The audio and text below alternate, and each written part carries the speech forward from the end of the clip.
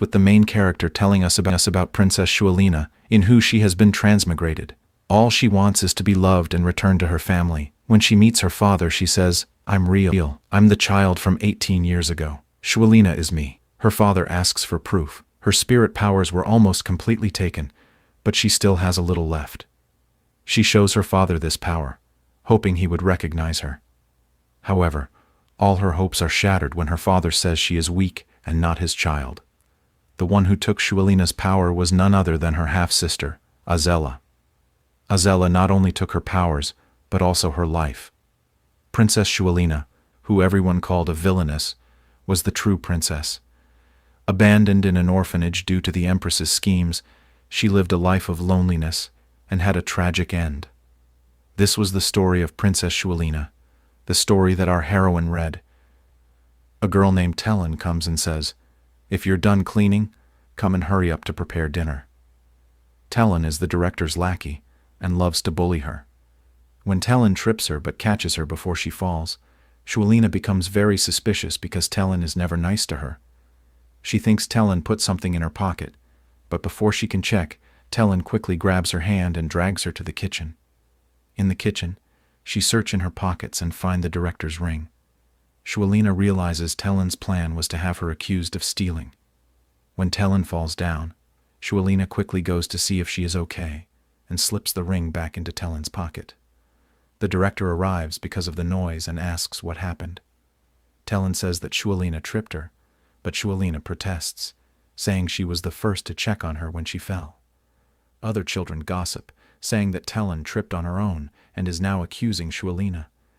They mention how Tellen always bullies others and lies.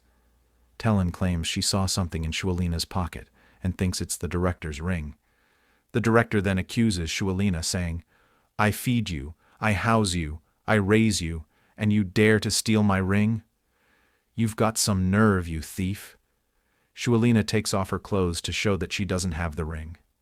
Tellen continues insisting that she saw Shualina steal it.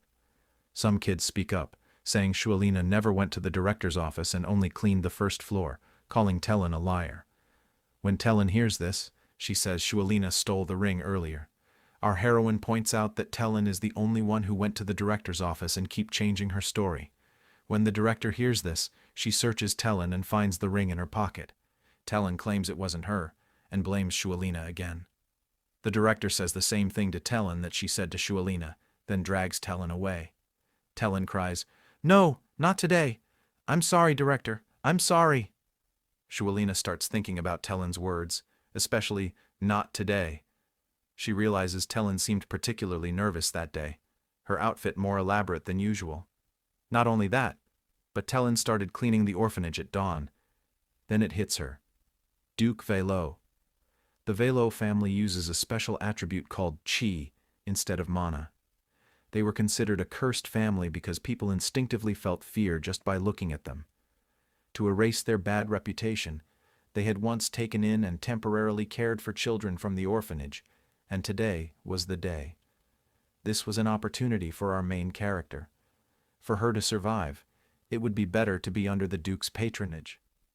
After some time, we see our heroine glad that she secured a spot near the main gate, saying it was worth it to have deliberately taken up the spot to meet the Duke first. Then, she hears someone knocking at the door. She opens it and asks who it is. She sees two men, one older and one younger. Guessing by the older man's black hair and purple eyes, she realizes this man is Duke Velo, and the younger one must be his son. She starts by saying to the younger one, "Older brother, you're pretty. What's your name?" He responds with, "Windy," and she remembers that it's short for Windecht. Windecht is a secondary male lead and future Duke in the original story. He turns into a villain after failing to win Azella's heart. Based on the original timeline, he should be 11 years old. Our heroine isn't affected by the curse because of her spiritual powers, which protect her from it. Then the Duke asks her, "What's your age?" Shualina starts counting on her fingers and says, 6 years old. She then asks him, "What's your name?" The Duke replies, "You should go tell the director. She'll know if you say Vilo." She says, "Yes, let's go." I'll show you the director's office. When they arrive at the director's office, she knocks on the door, saying they have guests. The director thanks Shualina for guiding them and proceeds to present them. When the director hears the name Velo, she is very surprised.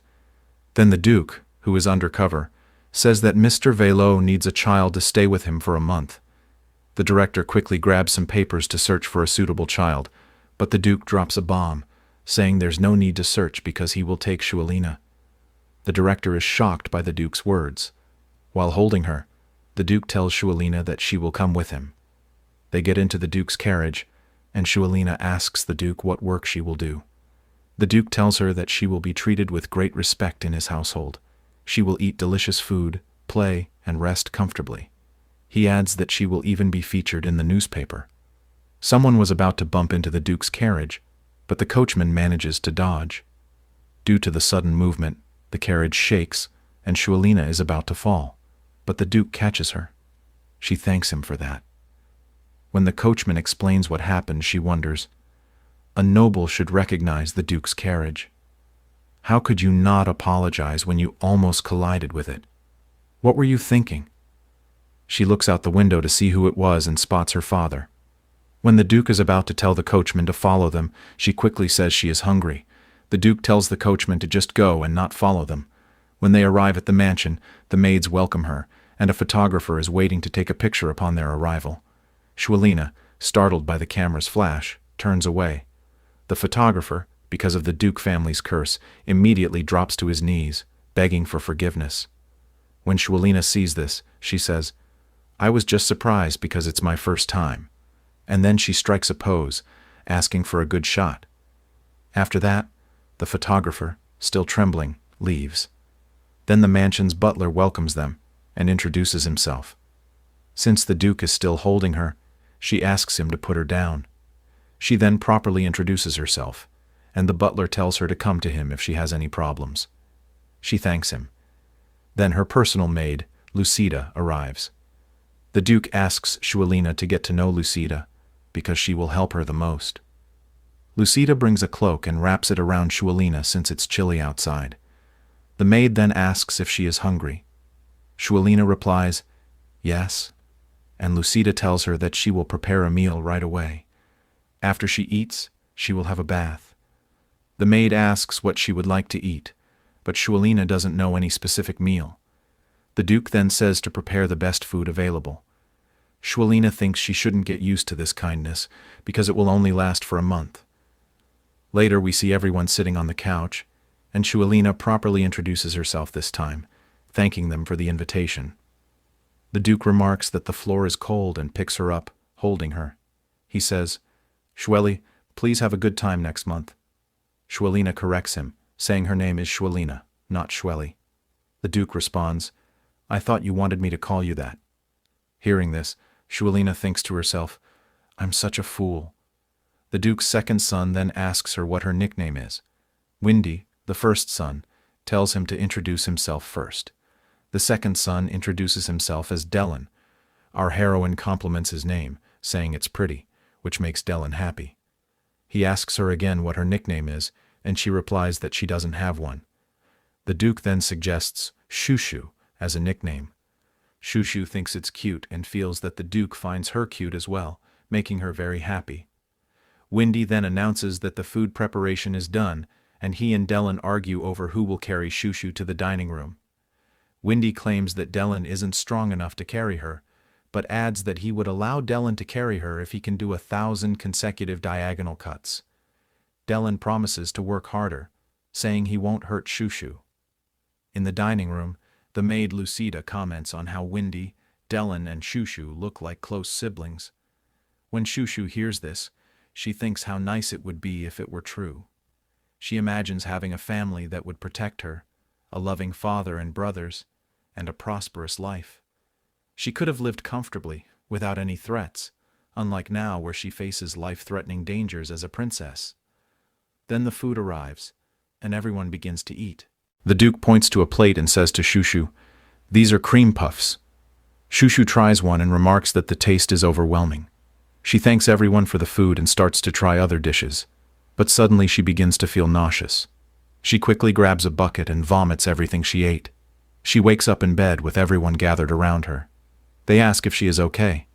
The doctor explains that her nausea was caused by consuming excessive nutrients all at once, plus eating the cream puff. He prescribes that she should only eat light foods and take some medication. Dylan then tells her that she had been asleep for 2 days, and everyone had been worried about her. Noticing that everyone is standing far away, Shushu guesses it's because she feels filthy. She quickly tries to get out of bed to avoid dirtying it, but Windy stops her, telling her to get out of bed slowly and take a bath. The Duke orders Lucida to prepare the bath for Shushu. After the bath, Lucida asks Shushu if she feels a bit better. Shushu says her head hurts a little. Lucida then tells her that the Duke said her opinions are very important, that she's a good girl who observes her surroundings and ensures her own well-being. Hearing this, our heroine starts to think about the fact that she believed the Duke was angry earlier because of his dark expression. But now she realizes he noticed her being nervous and was concerned for her. Lucida tells Shushu that the Duke family has a remarkable presence, and because of this presence, everyone is afraid of them. The Duke is also worried that Shushu might have been hurt because he stayed close to her. When Shualina hears this, she feels the need to run and clear up any misunderstandings. But then Lucida says it's time for her to change into her new clothes. When Shualina sees all the clothes laid out, she feels very happy. Lucida explains that the Duke prepared these clothes for her. Shualina picks a dress, and Lucida helps her change. While doing so, the maid mentions that, for now, they only have ready-made clothes, but the Duke has already arranged for a tailor to take her measurements and make custom clothes. Shualina starts to think about how much care the Duke is putting into her, paying attention to even the smallest details. He asks her for her opinions, and is always kind to her. She doesn't want him to be hurt because of any misunderstandings, so she runs to the Duke, asking him to listen to her. She starts speaking. "I hate that Brother Windy is avoiding me. He kept avoiding my eyes earlier, and it hurt my feelings. I like his grace, I like Brother Windy, I like Brother Dylan, I like Lucida as well, and I like this home and everyone here. Coming from the orphanage, everything feels like a paradise. At the orphanage, no one cared about me, no one loved me. I was a useless child. But for the first time in my life, I met good people, people who care about me, who hug me, and hold my hand. I'm so happy." As she says all this, Shualina realizes that she and the Duke's family are very similar. Just like Shualina, who was alone in the world and rejected by her family, the Duke's family is isolated because of their curse. She continues, "Why do you avoid me? It makes me feel sad that you're avoiding me." The Duke lifts her up and hugs her. She adds, "Please don't avoid me anymore and don't hate me." The Duke, while holding her, says, "It's only been a short time since you woke up. You must be exhausted. Go inside. I'll feed you some soup." Shualina changes into a dress and asks the Duke if she looks cute. The Duke replies that she is as cute as a dragonfly's wings. She then shows him something on her dress and lifts it a little. When the Duke sees her legs, he notices how skinny she is. He suggests they eat before the soup gets cold and tries to feed her. Since the soup is too hot, she spits it out. The maid comes over and asks what happened, and the Duke explains that Shualina is still in pain and spilled the soup. The maid asks if Shualina is okay, to which Shualina responds that the Duke gave her the soup without cooling it down first because it was too hot. The maid gently scolds the Duke, telling him that he should blow on the soup before feeding it to Shualina. She then gives Shualina a cup of cold water and instructs her to hold it in her mouth for a while.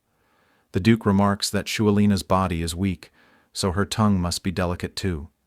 The maid points out that eating such hot food without cooling it would hurt anyone. The Duke mentions that Windy and Dylan didn't have this problem, but Shualina reassures him, saying he didn't give her the soup on purpose. She asks why he actually gave it to her.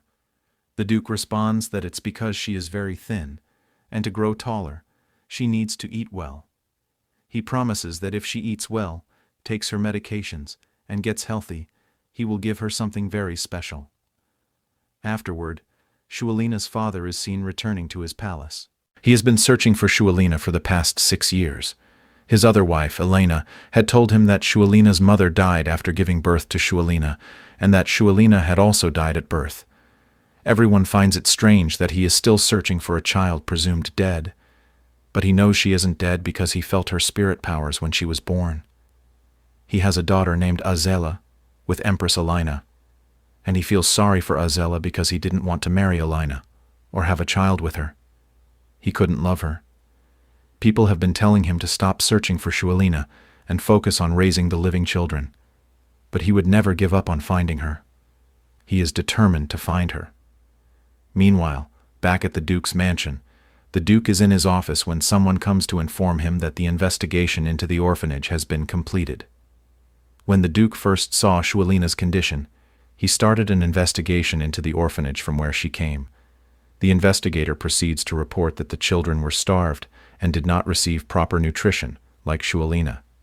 The children weren't dressed appropriately for the season, and the entire orphanage was cold, except for the director's office. The Duke remarks that, given the state of the orphanage, the director must have embezzled money. He comments that, if the funds had been used properly, things wouldn't have gotten so bad. He then orders for Shualina to be brought to his office. When Shualina arrives, the Duke asks her to sit down and questions her about the orphanage. Shualina notices a cold expression on the Duke's face and starts to worry that she has done something wrong. She fears the Duke plans to send her back to the orphanage because he doesn't need her anymore. She hesitates, then asks, "Perhaps you plan to send me back to the orphanage because you don't need me anymore. Should I go back?" The Duke, startled, quickly says, Wait, Shualina, what are you saying?" At this point, Shualina corrects him, saying, "It's Shushu." The Duke continues, "Yes, Shushu. Who said you weren't needed? Who said anything about you not being needed?"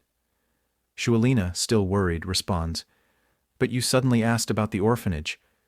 The Duke apologizes, admitting that he was too hasty in his approach.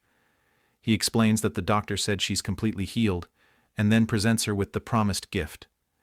Shualina looks at it and sees that it's like a cream puff, but the Duke explains that it's not an ordinary cream puff. It's an ice cream puff. She takes a bite and exclaims that it's delicious. The Duke then tells her that he was asking about the orphanage because he received a report about the director. Shualina sees this as an opportunity to reveal the bad things the director did, but she starts off cautiously, saying, "The director is a good person. She works hard so that everyone can eat. Some people donate money to us, but such people are rare, so we have to help the director a lot." The Duke, concerned, asks, "You children have to do things?" Shualina replies, "Of course. We also work very well. We do sewing, laundry, and cleaning. After breakfast, we clean up and sew until dinner. We work about 10 hours a day. We work hard to make things, and the director sells them to buy food." When the Duke hears this, he becomes furious and declares, "The director is a terrible human being. They must punish and expel the director and bring in a new one." Shualina is overjoyed at the thought of the children finally being free from the abusive director. A few days later, Shualina and Dellen go out to visit a park. While there, Dellen goes to buy a drink for Shualina, leaving her alone with the maid, Lucida. However, the maid takes her eyes off Shualina for just a second, and Shualina is kidnapped using a magical circle by the Empress's minion. The orphanage director is also involved in this scheme. They have come to take Shualina's spiritual powers once again, just as they did a month ago. They use a tool called the Brilliant, which contains Shualina's stolen spiritual powers. Azela, despite being of royal blood, has no spiritual powers, so she always carries the Brilliant to compensate. In the original novel, it was said that Shualina had stolen Azela's spiritual powers, but in reality, it was the opposite. Shualina's only thought is that the Brilliant must not touch her. When the Empress's minion tries to extract her powers, Shualina resists, screaming for the Duke's help. In her struggle, she accidentally strikes the Empress's minion's belt, causing some potions to fall to the ground and shatter. At that moment, the Duke appears and shouts for them to take their hands off Shualina. The minion attempts to create a magical circle, but Shualina picks up a shard of the potion bottle and stabs the minion in the leg. The Duke seizes this opportunity to strike the minion with his sword, taking him down. Shualina tries to destroy the Brilliant, but before she can, Windy arrives and quickly pulls her away. She shouts that they need to get rid of the Brilliant, As the minion attempts to teleport away with the brilliant, the Duke stabs his hand, destroying the object. Without the brilliant, the Empress won't be able to come after Shualina for a long time, as it takes time to create a new one. Afterward, the Duke takes Shualina with him, while his soldiers deal with the orphanage director. The director, in her final moments, cries out to Shualina, "But I asked for help too, and you turned away." Shualina, without remorse, turns her head away, mirroring the director's words. The Duke brings Shualina back to the mansion, where she asks Dellen if he is okay. Dellen, worried, asks if she is hurt. Shualina reassures him that she is fine, but Dellen says he feels unworthy of being Shushu's big brother because he couldn't protect her, all because he went to get a drink. Shualina comforts him by saying, "The evil magician took me away, but I knew you and the Duke would come to rescue me." She then reflects on how dangerous this thought is for an orphan who isn't supposed to trust anyone, yet she felt like everyone would come to save her. She realizes that this time she barely escaped, thanks to the Duke, but the Empress will come back for her spiritual powers again. Today was manageable because of the Duke, but what if the Empress decides to sink the Velo family along with her? The Duke's family is at the top of the empire, but the Empress, being royalty, holds tremendous power. Additionally, the Empress's family, the Bertildes, controls fertile lands in the southern part of the empire, thus controlling the empire's food supply. In contrast, the Duke's family has remained uninvolved in politics, so their influence is limited. Shualina worries that not only the Bertilde family, but possibly the entire faction of nobility, could become her enemies. She is placed on her bed as they realize she has developed a fever. The Duke orders a doctor, but Shualina, feeling dizzy, asks for some water. Suddenly, water falls onto her head from nowhere. She then says she feels cold and wishes for warmth, and a fire instantly appears. Overwhelmed, she collapses. After some time, she wakes up. Everyone is by her side, and they ask if she feels better. Shualina says yes, and then she asks about the orphanage director. The Duke informs her that the director received her punishment and tells her about the bad things the director did. The Duke then tells her, "I know how you may feel now, but I want you to meet someone." A mage from the tower appears and introduces himself. He came because of Shualina's special ability. He grabs the Duke's hand, and the Duke reassures Shualina not to worry, saying, "I'm right beside you." The mage asks Shualina how they tormented her, and she begins explaining how bad it was and how much they hurt her, doing it repeatedly. The mage tells her that he's there to help, and that if they can figure out what her powers are, they can ensure that the situation never happens again. Shualina already knows what her powers are, but she's worried. What if the Duke finds out about her powers and sends her back to the royal family? Even if she returns, no one in the royal family would welcome her. She doesn't want to go back. The Duke notices that she is nervous and tells her that he already knows a lot. Shualina assumes that he heard things from the director, so she decides to trust him. She places her hand on the mage's hand so he can assess her powers. After a moment, the mage announces that what she has isn't magic, but a special power. Windy quickly steps in and suggests it could be spiritual powers. Dellen points out that spiritual powers are only something possessed by the royal family's descendants. The Duke then speculates that the only possible explanation is that Shualina is the child of the late Empress, who was said to have died shortly after birth but is, in fact, alive. The Duke pays the mage for his services and warns him not to leak any of the information he has learned. After the mage leaves, the Duke asks Shualina if she wants to go back to the royal family and become a princess again. Shualina immediately says no, and the Duke asks why. She explains that if she had been a princess before going to the orphanage, someone could have protected her. But no one did. She grabs the Duke's arm and says, "I'm still an orphan from the orphanage, Duke. You don't need me anymore." The Duke responds, "Yes, an orphan for publicity is not needed. Instead, I need a daughter. Do you want to be my daughter, whom I will protect until the end?" After that, the Duke takes out a necklace from his shirt and tells her that it's a treasure passed down to the girls in their family. The necklace has been kept safe for over 100 years. As the last girl born into the family was over a century ago, He tells Shualina that if she accepts becoming his daughter, he will take a photo with her and place it inside the necklace. He also adds that, even if she doesn't accept, he will still protect her. The choice is entirely hers. Shualina thinks she should say yes to such an important offer, but she hesitates. She fears that her presence would put the Duke's family in danger. A few days pass after that conversation. Since that day, her spiritual powers have fully manifested, and her health has improved greatly. She is sitting on a couch, holding the necklace, thinking about the Duke's words when Wendy and Dellen come to sit next to her. Wendy asks if she's thinking about whether or not to become part of the family. He reassures her that he isn't pressuring her. Dellen, on the other hand, says that he's curious and tells her, "Come live with us, Shushu." Wendy scolds Dellen, saying he shouldn't have said that. Shualina tells them that she still wants to live with them, but she's worried that her presence could harm the Grand Duchy's reputation. Wendy assures her, "You wouldn't. Do you want to come out with me?" Wendy takes Shualina back to the orphanage to see what has changed. They leave her at the gate while they wait in the carriage. Inside, she meets 3 girls. All 3 girls thank her. Shualina asks what they meant by that, and the girls explain how she changed the orphanage. People told them that Shualina got rid of the wicked director, and now they have a kind new director. They add that she's so kind and smart that even the Duke recognized it. She thinks that because I got rid of the director, they believe the Duke adopted me. She asks about Tellen.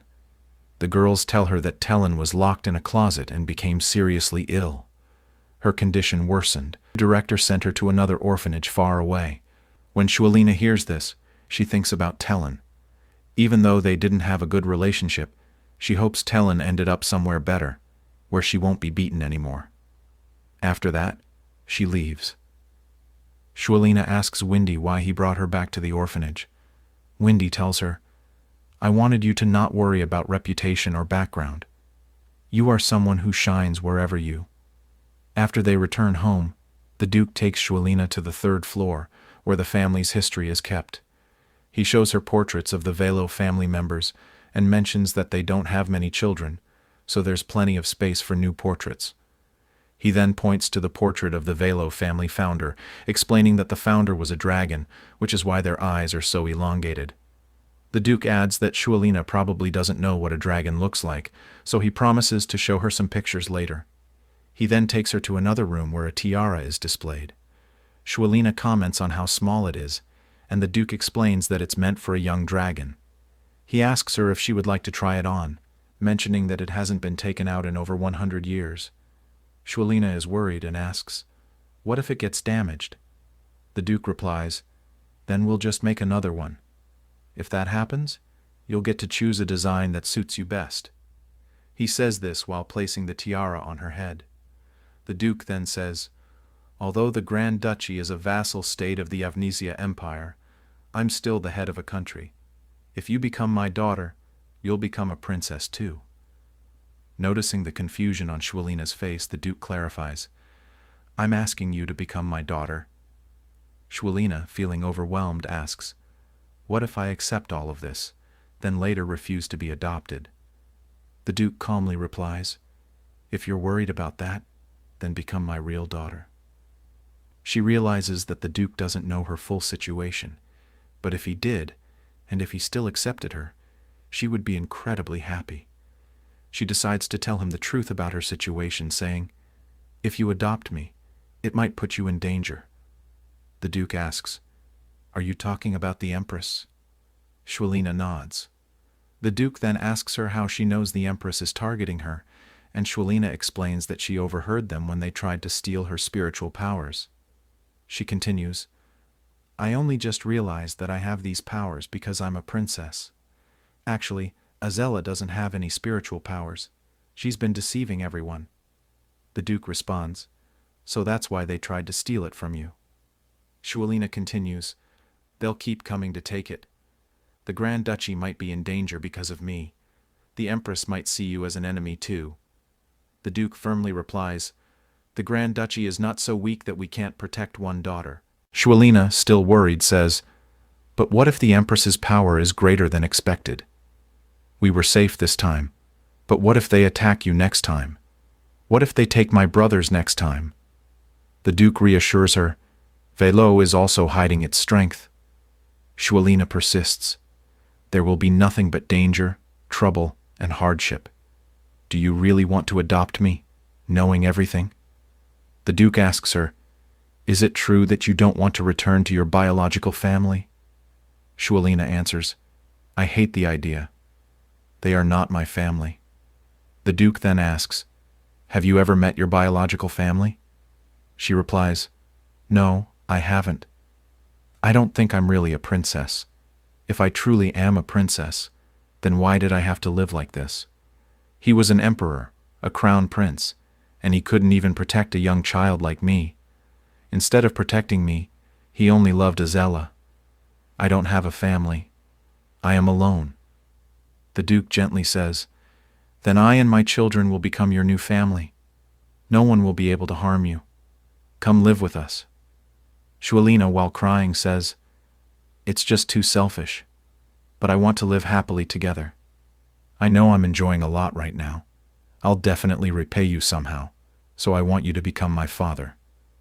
The Duke, hugging her tightly, says, Shushu, parents don't make their children owe them anything. The Duke thinks about how she has many emotional scars and wonders when they will heal. Shualina asks if they will love her unconditionally. The brothers, who have been eavesdropping at the door, rush in and hug her, saying, don't ask obvious questions. Of course we will. Finally, our heroine receives the love and the family she has always wanted.